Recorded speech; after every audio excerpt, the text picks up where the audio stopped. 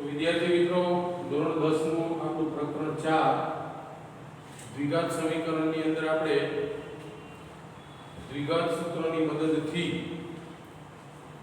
સમીકરણના ઉકેલ અથવા x ની કિંમતો કેવી રીતે મેળવીએ જોયું. છેલ્લા લેક્ચરની અંદર આપણે એ બાબત ઉપર ચર્ચાઓ કરી કે દ્વિઘાત સમીકરણના વાસ્તવિક ઉકેલો શક્ય છે નથી અને છે તો કેટલા છે. છેલ્લા લેક્ચરની અંદર આપણે આ બાબતની ચર્ચા કરી અને એના માટે આપણે એક વાત એવી પણ જોઈ કે વાસ્તવિક ઉકેલ શક્ય છે કે કેમ છે તો કેટલા વાસ્તવિક ઉકેલો છે એના માટે જવાબદાર અથવા તો કોના આધારે આપણે આ વસ્તુ કહી શકીએ. તો આપણે વાત કરી હતી કે એના માટે આપણે જે વિવેચક D છે, વિવેચક D એની કિંમત અને એની કિંમત આપણને કઈ રીતે મળે છે એ પણ આપણને ખ્યાલ છે. સૂત્ર દ્વારા b વર્ગ ઓછા 4ac. તો કોઈ પણ આપેલું જે સમીકરણ છે એને તમે દ્વિઘાત સમીકરણના મૂળભૂત સ્વરૂપ ax વર્ગ bx c સાથે સરખાવો, abc ની કિંમત મેળવો અને એના આધારે કોની કિંમત મેળવવાની છે d ની, અને d ની જે કિંમત મળે એ કિંમતના આધારે, કારણ કે આપણને ખબર છે કે કાં તો d 0 એટલે કે d ની કિંમત 0 મળે, કાં 0 કરતા મોટી એટલે કે ધન સંખ્યા મળે અને કાં 0 કરતા નાની એટલે કે ઋણ સંખ્યા. ત્રણ જ વિકલ્પ છે. તો એના આધારે આપણે વાત કરી હતી કે જો d બરાબર 0 એટલે કે વિવેચકની કિંમત આપણને આ કિંમતમાં abc મૂકીએ, abc ની કિંમતો અને સાદુરૂપ આપતા જો વિવેચક d ની કિંમત 0 મળે તો આવું દ્વિઘાત સમીકરણ એ પૂર્ણ વર્ગ ત્રિપદી સ્વરૂપનું હોય. એટલે કે જેની અંદર ઉકેલ 2 મળે ચોક્કસ, પણ બંને ઉકેલ કેવા હોય તો કે સમાન. બરાબર છે. જો પ્લસ મળે d ની કિંમત તો એને 2 ભિન્ન વાસ્તવિક ઉકેલો હોય, અને જો d ઋણ મળે એટલે કે ઋણ સંખ્યા મળે તો આવા દ્વિઘાત સમીકરણના વાસ્તવિક ઉકેલો શક્ય નથી. આની આપણે ચર્ચા કરી અને તમે બરોબર યાદ રાખજો કે d ઋણ સંખ્યા હોય તો વાસ્તવિક ઉકેલ શક્ય નથી. જો d 0 હોય તો બે સમાન ઉકેલો હોય, અને d પ્લસ સંખ્યા મળે, ધન સંખ્યા મળે તો બે અલગ અલગ સંખ્યા મળે. હવે આ જ બાબતને અલગથી કઈ રીતે કહી શકાય? તો અલગથી એવું પણ કહેવાય કે જો આપણને એવું કહેવામાં આવ્યું હોય કે આપેલા દ્વિઘાત સમીકરણના બીજ સમાન છે, આપેલા દ્વિઘાત સમીકરણના બીજ સમાન છે એવું જો વાક્ય લખ્યું હોય રકમમાં, તો આપણે એની સ્પષ્ટતા એવી સમજવી, બરાબર, કે બે સમાન ઉકેલ હોય એનો મતલબ કે આપણને આ સમીકરણમાં d ની કિંમત 0 મળશે અને હોય જ. બરાબર છે.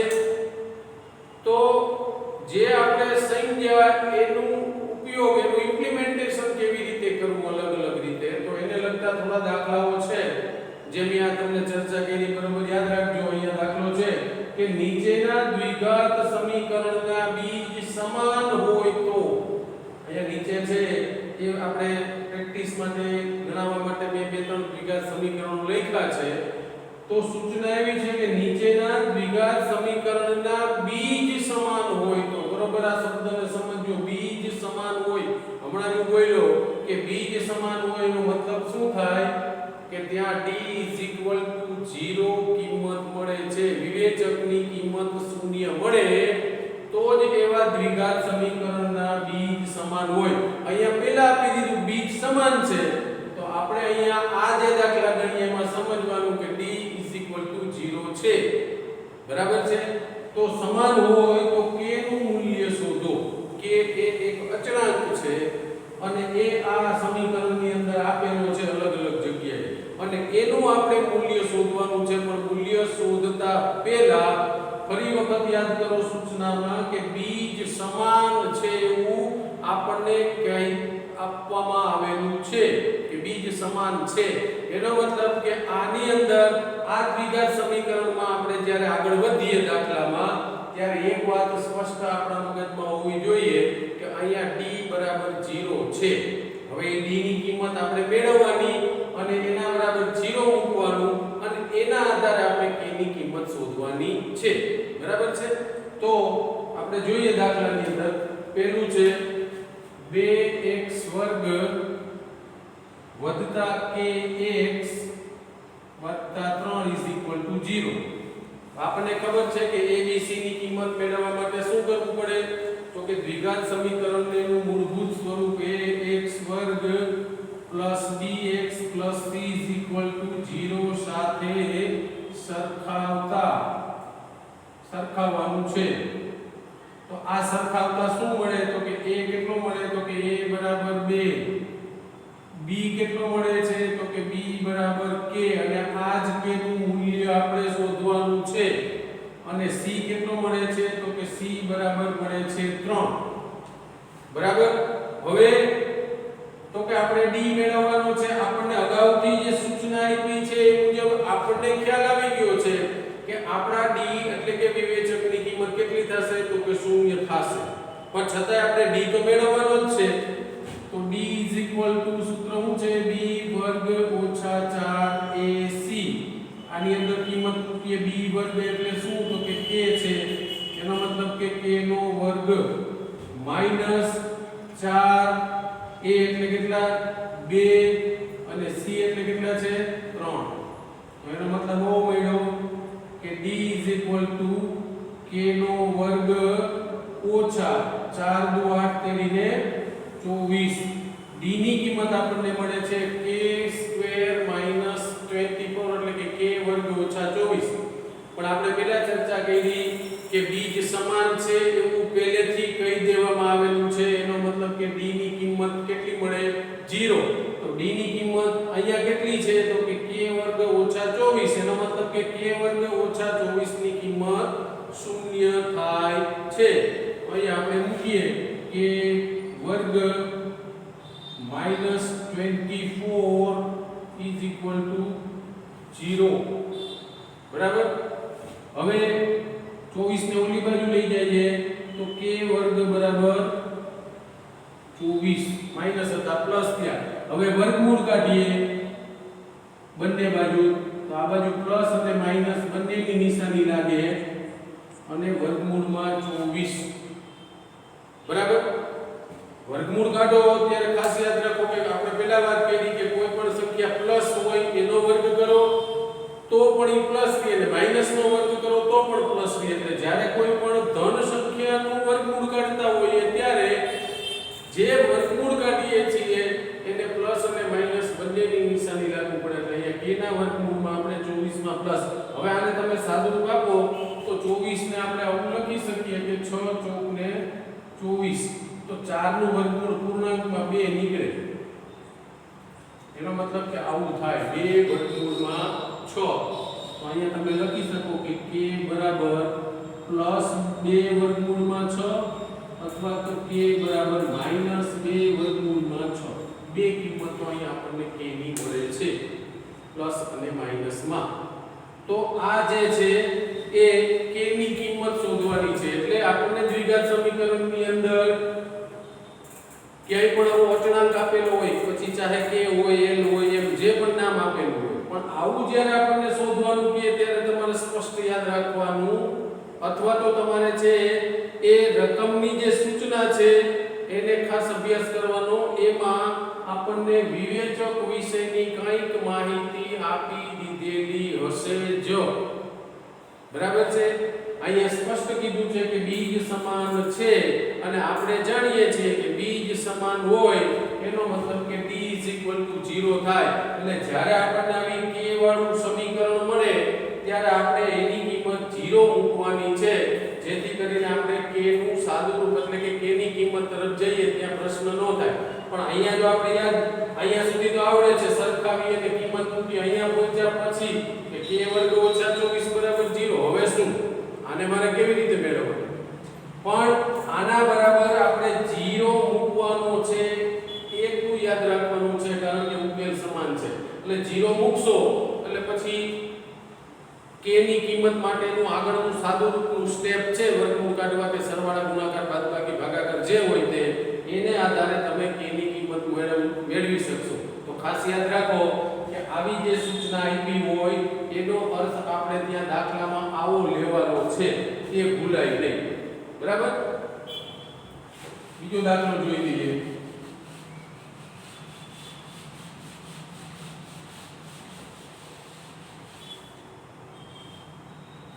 kx કાઉન્સમાં x - 2 + 6 = 0 હવે આપણે અહીંયા પહેલા તો રકમમાં જોઈએ તો પેલું જે દ્વિઘાત સમીકરણનું પદ છે x વર્ગ વાળું તો અત્યારે આપણને આમાં કંઈ દેખાતું નથી એનો મતલબ કે અત્યારે આ જે છે દ્વિઘાત સમીકરણના સ્વરૂપમાં નથી તો પહેલા આપણે આનું સાદું રૂપ આપવું પડે અને દ્વિઘાત સમીકરણનું જે મૂળભૂત સ્વરૂપ છે એવા સ્વરૂપ તરફ જવું પડે પછી આપણે એને સરખાવીને abc મેળવીએ તો અહીંયા આપણે શું કરવું પડશે તો કે કાઉન્સનો આની સાથે ગુણાકાર કરી અને સાદું રૂપ આપશું તો kx * x એટલે થાય kx નો વર્ગ k * -2 એટલે -2k + 6 = 0 તો હવે x વર્ગ વાળું પદ આવી ગયું સોરી kx -2kx બીજું પદમાં x આવી ગયું અચળ પદ હવે આપણે દ્વિઘાત સમીકરણના સ્વરૂપને સરખાવીએ એવું થઈ ગયું તો આને આપણે ax વર્ગ + bx + c = 0 સાથે સરખાવીએ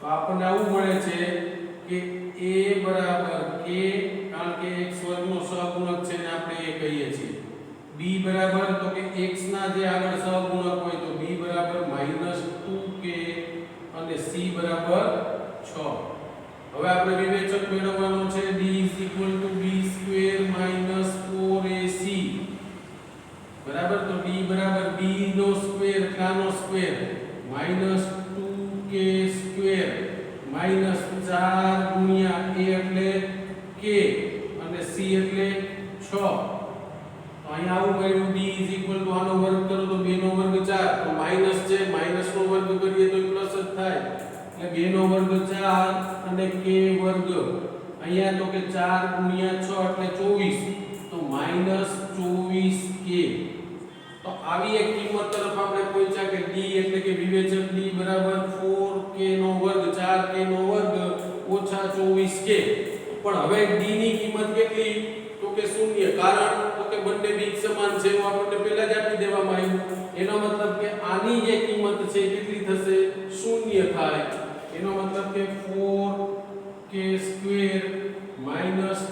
24k = 0 હવે આનું સાદું રૂપ આપવાનું છે તો જુઓ એની અંદરથી સામાન્ય શું નીકળે તો કે આ બંનેમાંથી સામાન્ય શું નીકળે છે તો કે અહીંયા 4 6 ને 24 છે તો 4 નીકળે છે અને k પણ નીકળે છે તો સામાન્ય લ્યો 4k 4k સામાન્ય લઈએ અહીંથી 4 લઈ લીધો k લઈ લીધો શું વધ્યું k અને -6 = 0 હવે આ બંને ગુણાકારમાં છે એનો મતલબ શું થયો કે 4k બરાબર 0 થાય અથવા k ઓછા 6 બરાબર પણ 0 થાય કા આ 0 હોય કા 0 હોય તો જ ગુણાકાર 0 થાય હવે અહીંયા કિંમત મેળવવી હોય તો 4 ને આ બાજુ લઈ જાઓ 0 ના છેદમાં 4 એટલે 0 તો k બરાબર 0/4 એટલે કે k બરાબર 0 અથવા k ને ઓલી બાજુ લઈ જાઓ તો માઈનસ વાળો પ્લસ થાય એટલે કે k બરાબર 6 તો અહીંયા આપણને આવી કિંમતો k ની મળે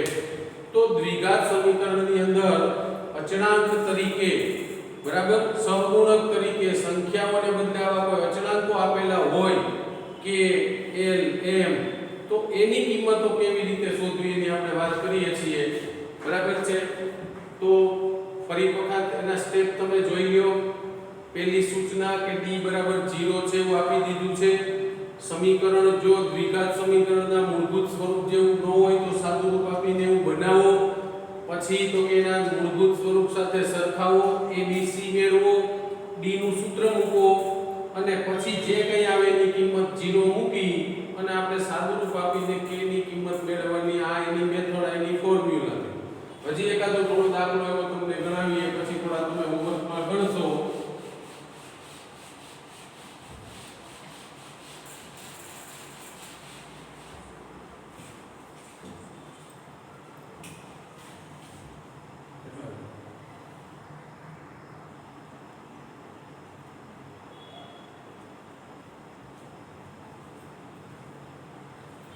રકમ આપણને આપેલી છે x વર્ગ પ્લસ k ગુણાકારમાં કૌંસમાં 2x k ઓછા 1 અને છેલ્લે પ્લસ 2.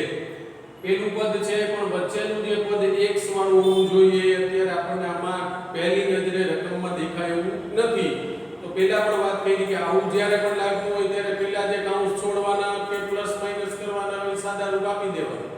એ કર્યા પછી તેના સજાતીય પદોના સરવાળા કે બાદબાકી જે કંઈ કરવાના હોય એ કરો અને દ્વિઘાત સમીકરણના સ્વરૂપ જેવું સ્વરૂપ મેળવવાનો પ્રયત્ન કર્યા પછી જ આપણે સરખામણી થઈ શકે. બરાબર છે? એટલે યાદ રાખો. તો અહીંયા આપણે આ k વડે કૌંસને ગુણી અને સાદા રૂપની આગળ પ્રક્રિયાઓ કરીએ તો x વર્ગ વત્તા k ગુણ્યા 2x એટલે કે 2kx, k ગુણ્યા k એટલે કે k નો વર્ગ અને k ગુણ્યા ઓછા 1 એટલે કે ઓછા k અને પ્લસ 2 ઇઝ ઇક્વલ ટુ 0. બરાબર? તો હવે આવું સ્વરૂપ આવ્યું કે x વર્ગ વત્તા k વડે કૌંસને ગુણાકાર કરીને કૌંસ છોડી નાખ્યું. હવે તમે જોઈ શકો કે આ x વર્ગ વાળું પેલું પદ બરોબર છે. બીજું પદ આપણું કયું હોવું જોઈએ? તો કે x વાળું હોવું જોઈએ. તો આ x વાળું પદ છે. બરાબર? અને પછી તો કે k વર્ગ ઓછા k વત્તા 2 એની અંદર ક્યાંય પણ ચલ નથી. એનો મતલબ કે એ અચલ પદ છે. બરાબર છે? તો આને આપણે છે એ આપણું મૂળભૂત સમીકરણ ax વર્ગ વત્તા bx વત્તા c 0 સાથે સરખાવીએ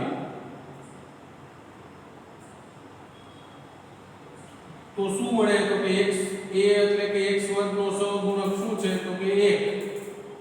b એટલે x નો સહગુણક તો આગળ શું છે? 2k. અને c બરાબર તો કે x વર્ગનો સહગુણક આવી ગયો, x નો સહગુણક આવી ગયો. બરાબર છે? પછી જે કંઈ વધે છે એ બધું ક્યાં જાય? તો કે અચલ પદમાં. એટલે એને આપણે કેના વડે ઓળખીએ છીએ? તો કે c વડે. તો અહીંયા આ જે આખે આખો ભાગ છે તમારો, એ આખે આખો ભાગ અચળ તરીકે, કારણ કે k એ પણ એક અચળાંક છે અને 2 એ અચળ સંખ્યા છે. એટલે આનું જે કંઈ કિંમત મેળવી એમાં ક્યાંય ચલ આવશે નહીં અને ચલ વગરનું એટલે એને આપણે અચળ પદ કહીએ. તો અહીંયા c તરીકે આપણું આવું બનશે k વર્ગ ઓછા k વત્તા 2. આ ખાસ જોજો, કારણ કે આપણા મગજમાં અત્યાર સુધી જનરલી એવી બાબત હોય કે x વર્ગ વાળું પદ તો બરોબર છે, આપણે જોઈએ x વાળું પદ છે એમાં પણ જોઈએ કે x વાળાની આગળ એનો જે કંઈ સહગુણક હોય એ લઈએ અને c તરીકે અત્યાર સુધી આપણને કોઈ 2 ને 5 ને 10 ને 15 ને આવી સંખ્યાઓ મળતી. પણ ખાસ યાદ રાખો કે જ્યારે સરખાવો ત્યારે x વર્ગ વાળું જે પદ છે એની આગળનો એનો સહગુણક એટલે a, x ની આગળનો જે સહગુણક છે એ b અને એ સિવાયનું જે કંઈ હોય એ બધું અચળાંકમાં એટલે ક્યાં જાય? તો કે c માં. અત્યાર સુધી તમે આપણે દાખલાઓ ગણ્યા એમાં c તરીકે 2 ને 4 ને 6 ને 8 ને એવી સંખ્યા આવતી. અહીંયા આવું થોડું મોટું આવ્યું એટલે હું તમને સ્પષ્ટતા કરું છું કે આવું પણ હોઈ શકે. એનાથી આપણે કંઈ ગભરાવાનું નથી. આપણે તો આપણી થિયરી અને સૂત્ર મુજબ આગળ જવાનું છે. પણ ઘણી વખત આ વર્ગ જોઈએ એવું થાય કે આ તો k વર્ગ છે, તો આ તો k વર્ગ ઓછા k વત્તા 2, તો આ તો વર્ગ વાળું એક ઘાત વાળું અચળ, તો આ તો દ્વિઘાતમાં દ્વિઘાત થઈ ગયું. આ તો શું થઈ ગયું? તો કે દ્વિઘાત સમીકરણ. જો કે દ્વિઘાત સમીકરણ જ છે કે k વર્ગ ઓછા k વત્તા 2 એ એક દ્વિઘાત સમીકરણ છે, પણ એનો ચલ કયો છે? તો કે x છે. આપણે અહીંયા જે ચલ છે એ કયો વાત કરીએ છીએ? x. એક જ સમીકરણમાં બે ચલની વાત આપણે ભણ્યા નથી, અત્યારની ચર્ચા નથી કરતા એટલા માટે આપણે x વર્ગ વાળું જે હોય એનો સહગુણક એને a કહેવાય, x વાળાનો જે સહગુણક હોય એને b કહેવાય અને x ચલ તરીકે નથી એવું જે કંઈ છે એ બધું અચલ પદમાં. હા, ચલ તરીકે k હોય તો આ પાછું એક દ્વિઘાત સમીકરણ થઈ ગયું, એટલે થોડી સ્પષ્ટતા તમને કરું એટલા માટે. બસ હવે આપણે b મેળવવાનો છે. b b વર્ગ ઓછા 4ac.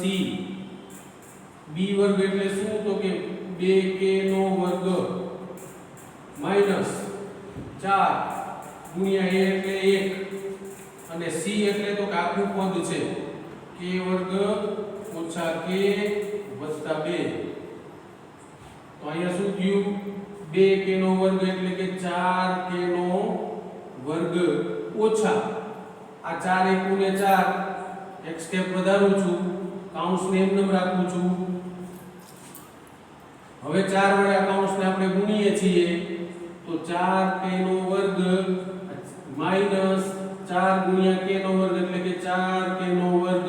આ માઈનસ માઈનસ ગુણ્યા માઈનસ એટલે પ્લસ 4 ગુણ્યા k એટલે 4k અને 4 ગુણ્યા 2 એટલે કે 8 પણ આ માઈનસ અને આ પ્લસ એટલે નિશાની માઈનસ. તો આ સાદુરૂપ થઈ ગયું.